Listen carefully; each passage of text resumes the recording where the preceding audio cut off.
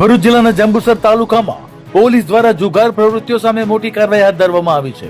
બાકોર ટીંબી ગામે મસ્જિદ નજીક ખુલ્લી જગ્યામાં ધમધમતા જુગારધામ પર જંબુસર પોલીસે દરોડો પાડી 6.58 લાખથી વધુના મુદ્દામાલ સાથે 6 આરોપીઓને રંગે હાથ ઝડપી પાડ્યા છે. જ્યારે 9 આરોપીઓ પોલીસને ચકમો આપી ફરાર થઈ જતા તેમને વોન્ટેડ જાહેર કરવામાં આવ્યા છે. જંબુસર પોલીસ ટીમને બાતમી મળી હતી કે બાકોર ટીંબી ગામે જુગાર રમાઈ રહ્યો છે. બાતમીના આધારે પોલીસ ટીમે સ્થળ પર ત્રાટકી દરોડાની કાર્યવાહી હાથ ધરી હતી. દરોડા દરમિયાન કેટલાક શખ્સો પત્તા પાના વડે હારજીતનો જુગાર રમતા રંગે હાથ ઝડપાઈ ગયા હતા. પોલીસે સ્થળ પરથી રોકડા નાણાં, મોબાઈલ ફોન તેમજ વાહનો સહિત કુલ 6,58,440 નો મુદ્દામાલ જપ્ત કર્યો હતો.